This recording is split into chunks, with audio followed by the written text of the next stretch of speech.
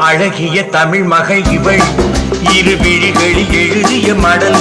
மெல்ல மொழிவது உறவெனும் குரல் படித்தால் ரசிக்கும் கனிபோ இனிக்கும்